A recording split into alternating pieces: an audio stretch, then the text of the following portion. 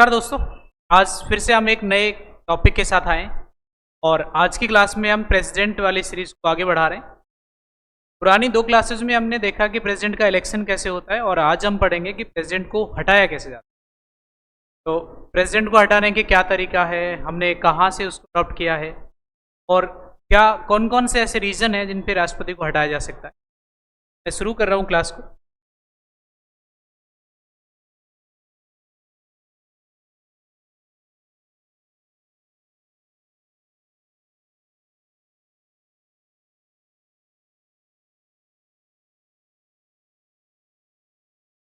तो आज का टॉपिक है अपना इम्पीचमेंट, महाभियोग।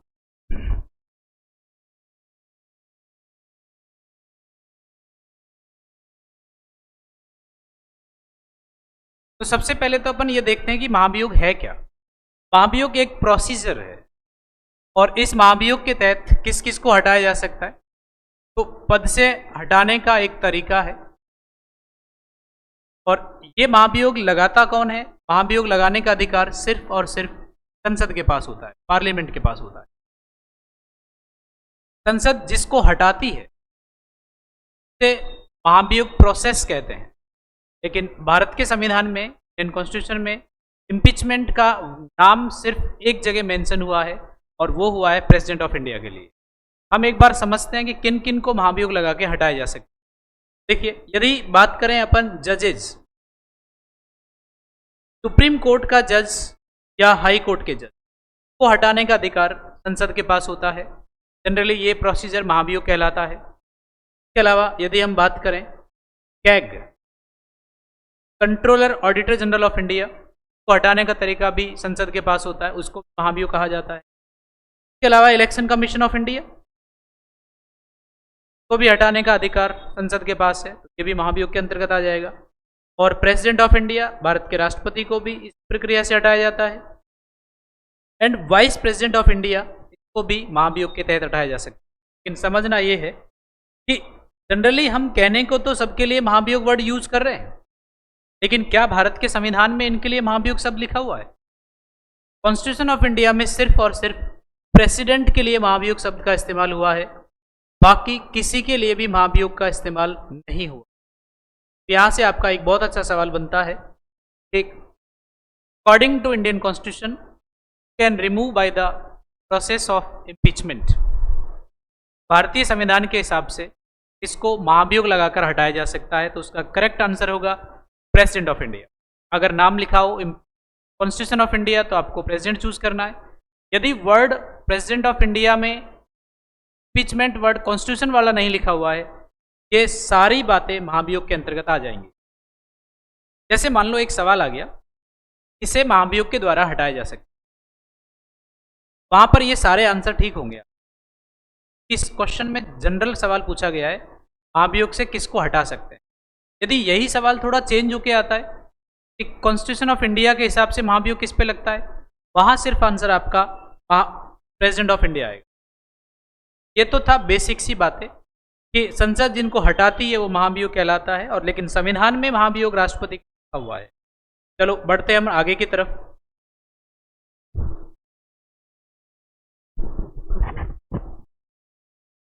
कि ये जो महाभियोग प्रोसीजर है, पहली बात तो ये कि ये महाभियोग की प्रक्रिया हमने ली कहां से है, तो इसे अमेरिका के संविधान से लिया गया है। अमेरिका के राष्ट्रपति को हटाने का तरीका महाभियोग कहलाता है। तो यूएसए प्रेसिडेंट, इसको महाभियोग लगा के हटाया जाता है। तो ध्यान रखिए ये प्रोसीजर अमेरिका से आया है। अब बात आती है कि भारत के संविधान में कहाँ इसको मेंशन किया गया है। तो आर्टिकल 56 क्लॉज 1, अनुच्छेद 56 का पहला क्लॉज ये कहता है कि प्रेसिडेंट ऑफ इंडिया को हटाया जा सकता है इम्पीचमेंट के थ्रू। तो ध्यान रखिए आर्टिकल 56 में ये वर्ड मेंशन है कि वायलेशन ऑफ कॉन्स्टिट्यूशन, कि कोई भी देश का राष्ट्रपति यदि संविधान का उल्लंघन करता है तो उसको हटाया जाएगा और हटाने का तरीका महाभियोग रहेगा। अब महाभियोग लगेगा कैसे, इसका प्रोसीजर क्या है, तो इसका प्रोसीजर मेंशन है आर्टिकल 61 में। यहां पे मोस्टली स्टूडेंट गलत करते हैं कि महाभियोग का उल्लेख, महाभियोग का प्रोविजन कौन से आर्टिकल में मेंशन्ड है। तो दो आर्टिकल है आपके सामने, आर्टिकल 56 एंड आर्टिकल 61। यदि आपसे जनरली सवाल पूछा जाता है कि प्रोसेस कहाँ है, तो आंसर आ जाएगा 61। तो यहाँ पे प्रोसीजर है।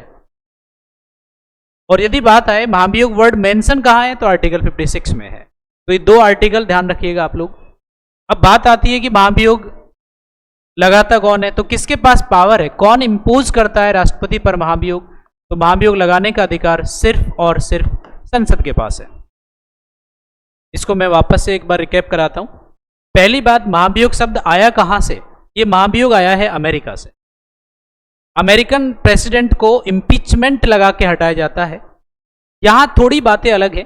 बातें क्या अलग है कि अमेरिका के राष्ट्रपति अलग हैं। यदि हम अमेरिका के कॉन्स्टिट्यूशन को पढ़ते हैं महाभियोग को लेकर और इंडिया के कॉन्स्टिट्यूशन को पढ़ते हैं, तो थोड़ी बातें अलग अलग दिखती हैं हमें दोनों जगहों पर। कॉन्सेप्ट वही है, इम्पीचमेंट है। तो पहली बात, ये इम्पीचमेंट का जब आरोप लगता है, तो ये आरोप अमेरिका में दो तीन कारणों से लग जाता है राष्ट्रपति पर। एक कारण तो अगर अमेरिका का राष्ट्रपति कहीं पर करप्शन जैसे मुद्दे काम करता है या घूसखोरी जैसा मामला आता है, या वो कैपेबल नहीं है, इनकैपेबल है, असक्षम है, या वो संविधान का उल्लंघन कर रहा है, संविधान की धाराओं का अतिक्रमण करता है, वायलेशन ऑफ कॉन्स्टिट्यूशन। तो ये तीन बेस हैं अमेरिका में राष्ट्रपति को हटाने के। यदि हम तुलना करें राष्ट्रपति की इंडिया से, तो अमेरिका में तीन बेस हैं, लेकिन इंडिया में सिर्फ और सिर्फ एक कारण है राष्ट्रपति को हटाने का, और वो है संविधान का उल्लंघन, वायलेशन ऑफ कॉन्स्टिट्यूशन। तो पहली बात तो ये कि इंडियन प्रेसिडेंट के ऊपर ना तो घूसखोरी का आरोप लग सकता, ना ही वो इनकैपेबल का आरोप लग सकता, सिर्फ और सिर्फ एक आरोप लग सकता है, और वो है वायलेशन ऑफ कॉन्स्टिट्यूशन। तो यहां ये जो वर्ड लिखा हुआ है, वायलेशन ऑफ कॉन्स्टिट्यूशन, ये वायलेशन ऑफ कॉन्स्टिट्यूशन कहीं भी एक्सप्लेन नहीं है। भारत के संविधान में इसको एक्सप्लेन किया ही नहीं गया है। ये रख दिया गया है कि जब भी ऐसी रिक्वायरमेंट होगी, तो सुप्रीम कोर्ट जो फाइनल इंटरप्रेटर होता है कॉन्स्टिट्यूशन का, वो डिफाइन करेगा कि वायलेशन कहां हुआ है और कहां नहीं हुआ है। तो संविधान की धाराओं का उल्लंघन संविधान में मेंशन नहीं है, लेकिन आर्टिकल 56 के क्लॉज 1 में लिखा हुआ है कि जब भी राष्ट्रपति संविधान का उल्लंघन करेगा, तो इसको महाभियोग लगाकर हटा दिया जाएगा। तो देखो, एक अंतर तो हो गया आरोप लगाने का। दूसरी बात आती है कि अमेरिका में जब राष्ट्रपति को हटाना होता है, तो कौन आरोप लगाता है। तो अमेरिका की संसद का नाम क्या है, कांग्रेस। इंडिया में आरोप कौन लगाता है, यदि इसको हम समझें इंडिया के हिसाब से, तो भारत में आरोप किसके द्वारा लगाए जाते हैं, पार्लियामेंट के द्वारा।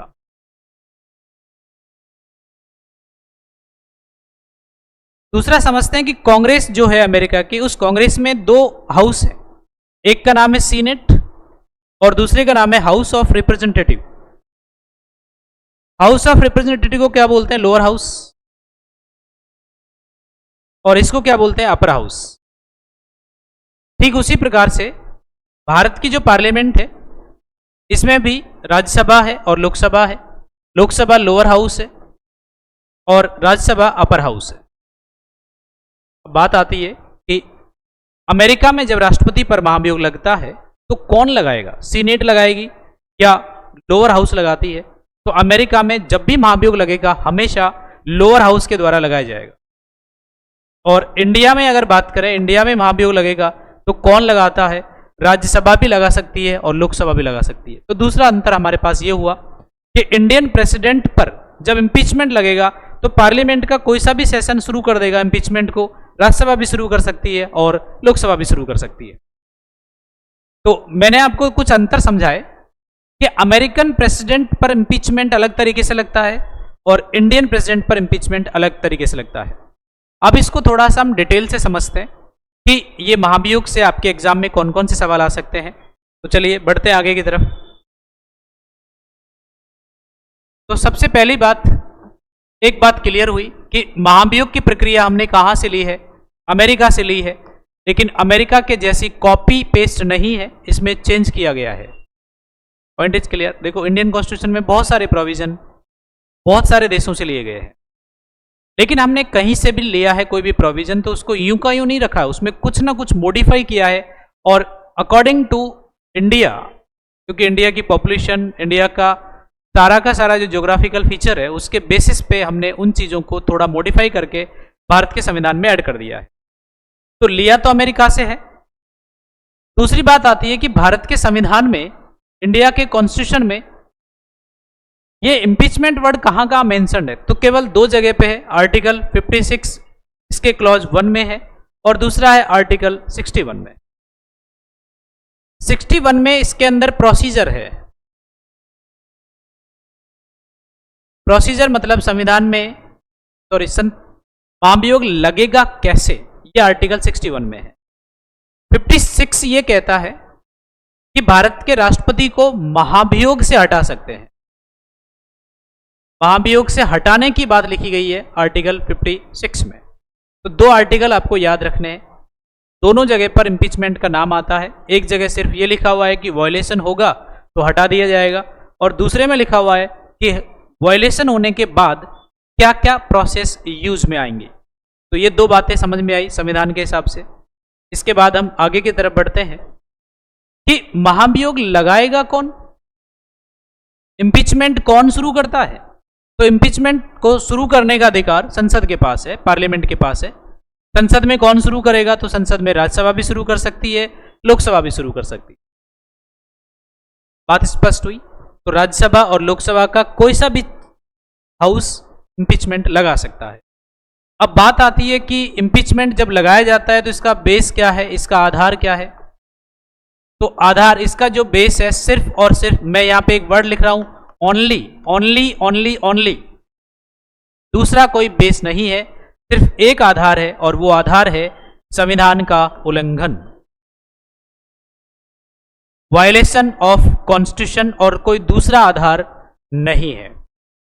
बात समझ में आ गई। तो देखो, एक तो हमने ये समझा कि महाभियोग की प्रक्रिया अमेरिका से आई है। दूसरा हमने समझा कि भारत के संविधान में महाभियोग आर्टिकल 56 के क्लॉज 1 में है और आर्टिकल 61 में है। दूसरा हमने समझा कि महाभियोग लगाएगा कौन, महाभियोग लगाया जाएगा संसद के द्वारा। संसद में कौन लगाएगी, राज्यसभा भी लगा सकती है और लोकसभा भी लगा सकती है। तीसरी बात हमने समझी कि महाभियोग लगाया क्यों जाएगा, रीजन क्या है, तो रीजन है सिर्फ और सिर्फ वायलेशन ऑफ कॉन्स्टिट्यूशन। यहां तक की बातें स्पष्ट होंगी। आप सभी लोग इन चीजों को अपने नोटबुक में नोट करते रहिएगा, क्योंकि जो फैक्ट्स बनेंगे वो आपके इसी बेसिस पे बनेंगे क्वेश्चन सॉल्व करने के लिए। अब मैं इसको आगे बढ़ाता हूं कि ये जो महाभियोग है, ये तो अपन ने समझ लिया कि संसद लगाती है। अब इसका प्रोसीजर क्या है, इसकी प्रक्रिया क्या है, तो इसकी प्रक्रिया को अपन समझते हैं कि जब भी महाभियोग लगाया जाएगा तो सबसे पहले आरोप डिसाइड होगा, और आरोप अभी हमने समझा संविधान का उल्लंघन, वायलेशन ऑफ कॉन्स्टिट्यूशन, कि संविधान का उल्लंघन होगा तभी महाभियोग लगेगा, अदरवाइज नहीं लगेगा। इसके बाद बात आती है कि आरोप जब लगाया जाएगा तो कितने मेंबर होने चाहिए, कितने सदस्य होने चाहिए, तब जाके ये आरोप लगेगा। तो कितने मेंबर, जिस भी सदन में, चाहे वो राज्यसभा हो या वो लोकसभा हो, जहां भी आरोप लगाया जा रहा है, तो उस सदन में जितने भी टोटल मेंबर हैं, इन टोटल मेंबर का कम से कम 1/4 मेंबर होना जरूरी होता है। अगर 1/4 मेंबर नहीं है, 1/4 मेंबर नहीं है, तो आरोप लगेगा ही नहीं।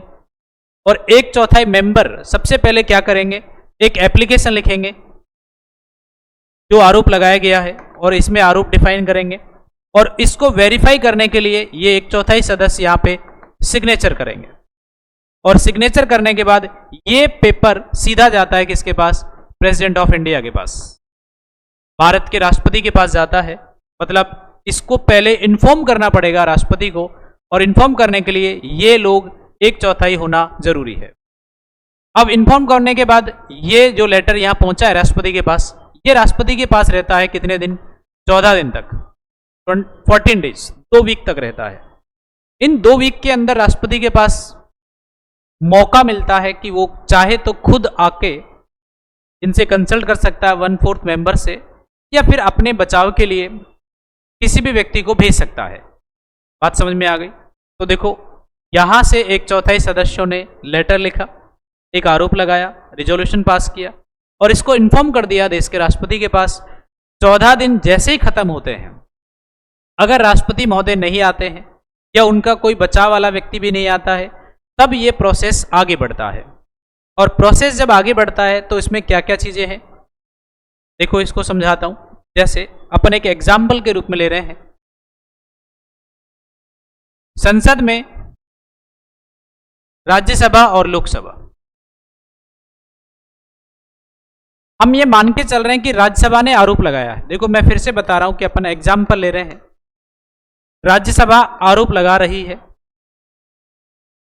तो राज्यसभा ने अगर आरोप लगाया तो आरोप लगाने के लिए राज्यसभा के कितने मेंबर होने चाहिए? 1/4।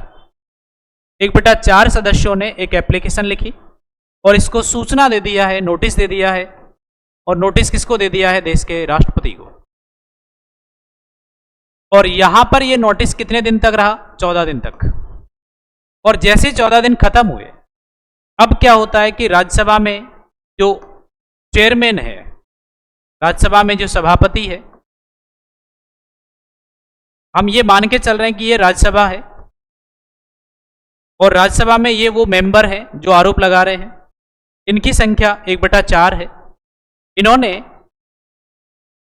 नोटिस भेज दिया है, 14 दिन खत्म हो गए।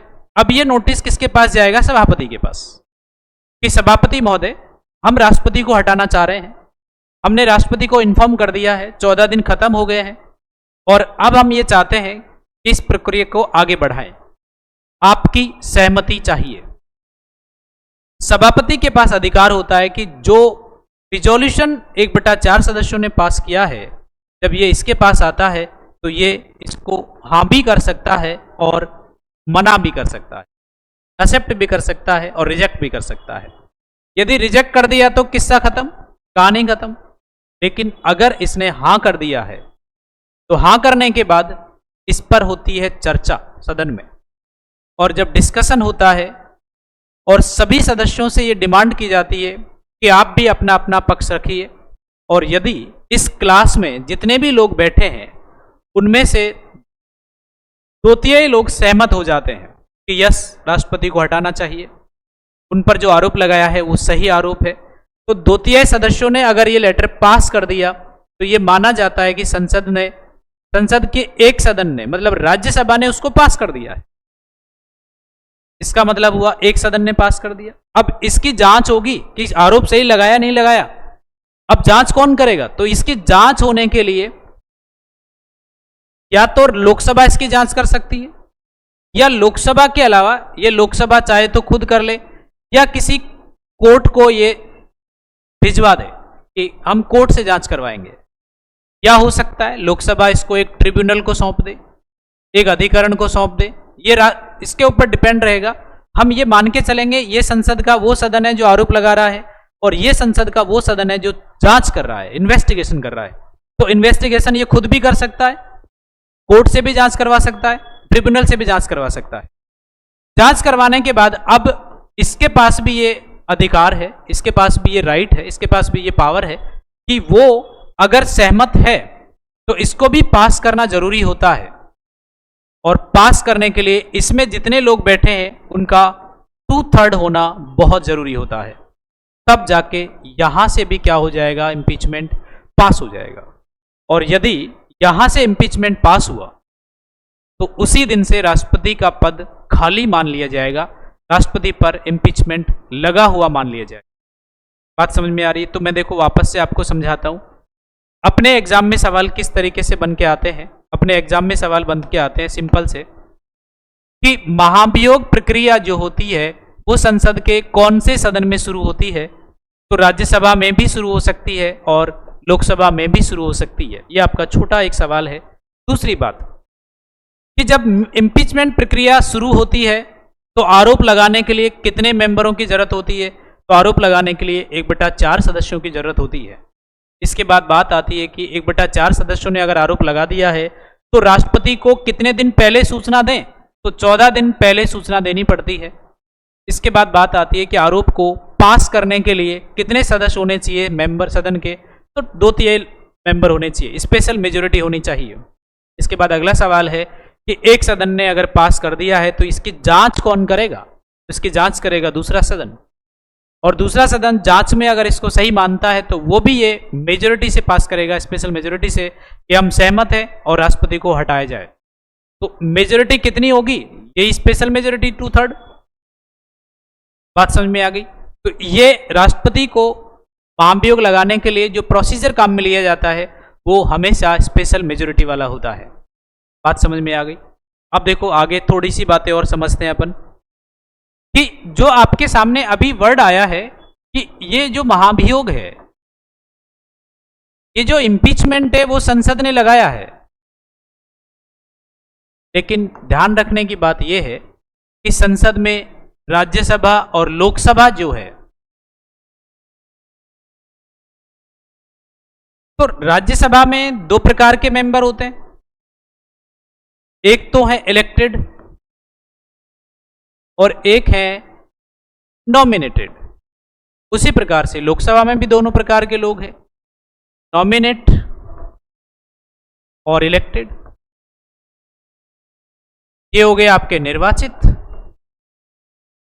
और ये है मनोनीत।